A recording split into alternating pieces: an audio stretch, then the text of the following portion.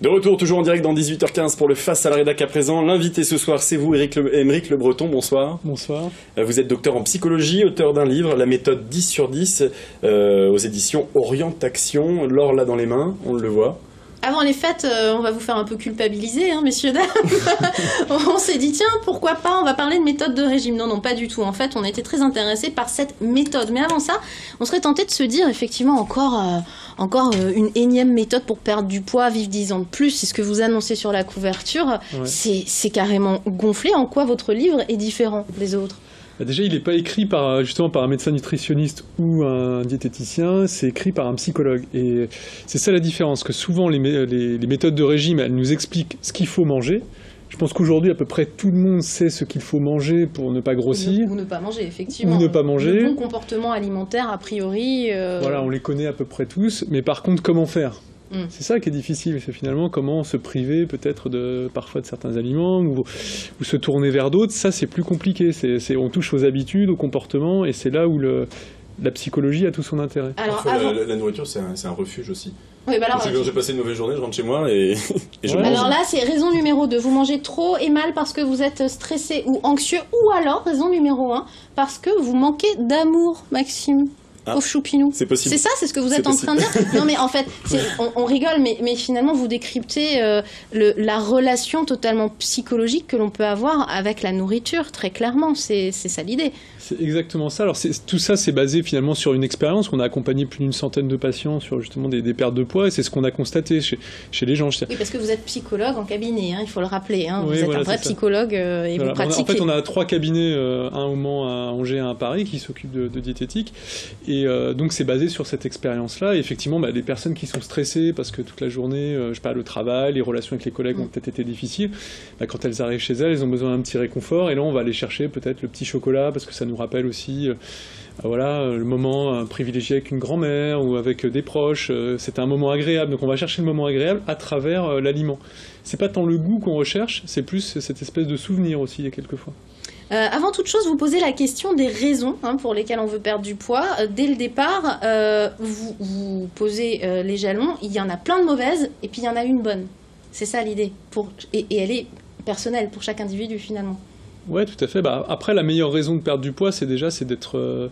je pense que c'est d'être bien, d'être en bonne santé. Moi, j'ai perdu personnellement 30 kilos. Donc, j'ai vu la différence en termes de vécu, en termes de santé. Et vraiment, on se sent rajeunir. Et c'est ce que me disent les gens. Ils se sentent rajeunir. C'est une énergie, c'est une force, c'est une envie qui vient, qui est nouvelle. Mais ça part d'une volonté. Vous voulez passer un contrat avec votre lecteur dès le début. Vous invitez le lecteur vraiment à s'engager. En gros, vous avez acheté ce livre, mais si vous l'avez acheté, c'est que vous aviez une volonté de changer quelque chose. Et moi, je vous demande de vous engager à changer quelque chose réellement, quoi. Oui, tout à fait. C'est basé sur l'action. C'est-à-dire que l'idée, c'est pas seulement de lire un livre où on apprend des choses, mais c'est un livre qui vous pousse à agir.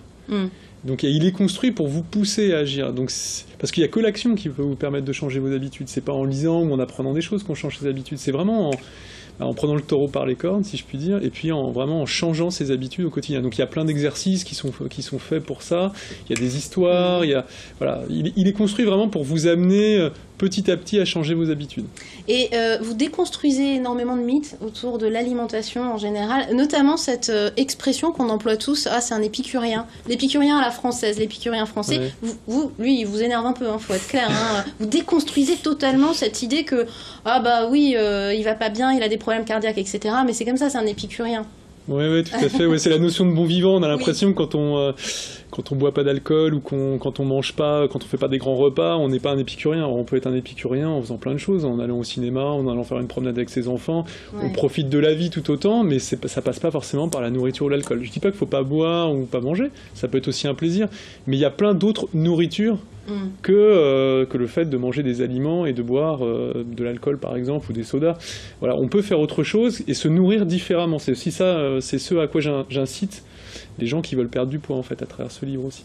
Et ceux qui n'ont pas envie de perdre du poids, c'est pas un petit peu culpabilisant? C'est la question qu'on pose toujours aux gens qui écrivent des livres de ce type-là. Mais voilà, est-ce que finalement, quand on est un peu rond et qu'on se sent bien dans son corps, pourquoi pas? Pourquoi changer forcément? Après, pourquoi changer? Parce qu'en fait, effectivement, quand on a 30 ans et qu'on a 10 ou 20 kilos de trop, c'est pas très grave. Mais quand on en arrive à 40, 45 ans, là, ça devient un peu plus compliqué. Il y a des risques sur la santé. Et du coup, c'est dommage de se priver de possibilités, de belles années. Nous, on voit vraiment des gens qui retrouvent plein de possibilités. Vous, dans votre cabinet, je ouais, rappelle. voilà, c'est ça, dans les accompagnements qu'on peut faire. Et c'est fascinant parce qu'ils nous remercient. Vraiment, ils se sentent plus libres après, tout simplement.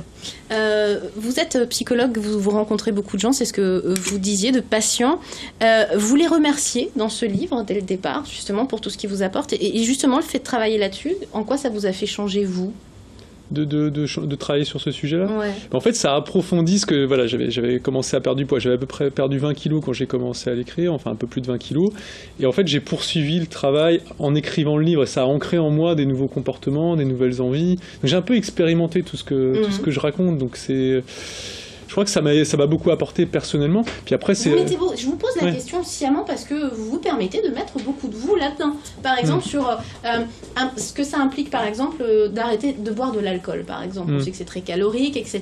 Mais ça implique aussi qu'il y a des gens, peut-être on le verra moins, les gens qu'on voyait à l'heure de l'apéro, ce genre de choses. Ouais. Ce sont des changements fondamentaux dans la vie des gens qui s'opèrent. Hein. Et c'est là où souvent, c'est là où ça peut être difficile et c'est là où on peut avoir besoin d'être accompagné. Parce que effectivement on est confronté au fait peut-être d'être moins en phase lors d'un apéritif. C'est vrai que on dit qu'on peut aller à une soirée sans boire d'alcool, c'est vrai, mais on n'est quand même pas en phase avec les invités parce qu'on partage quand même pas la même expérience, c'est pas la même chose. Donc c'est vrai qu'à un moment donné ça nous invite à changer nos habitudes et donc on va peut-être faire aussi de nouvelles rencontres. Il y a aussi du positif, mais c'est vrai qu'avec d'autres personnes qui sont peut-être plus des anciens épicuriens, ça sera un peu plus compliqué. Voilà, bon en tout cas, c'est un livre qui se lit vraiment très très bien avec beaucoup d'histoires. Je vous recommande, si vous voulez perdre du poids, pour le coup, vraiment, je vous le recommande. C'est très très documenté, il y a plein de petites méthodes très intéressantes. C'est donc la méthode 10/10 aux éditions Orientation. Merci, Aymeric Le Breton. Merci d'être venu sur ce plateau. C'est la fin de ce Face à la Rédac. Demain, on parle de l'actualité de la semaine. Oui, c'est ça. On est avec nos amis journalistes, notamment Rudy Guillemin de France Bleu Maine, pour faire un petit topo de l'actu de la semaine. Notre revue de presse du vendredi. Ce sera demain dans le Face à la Rédac.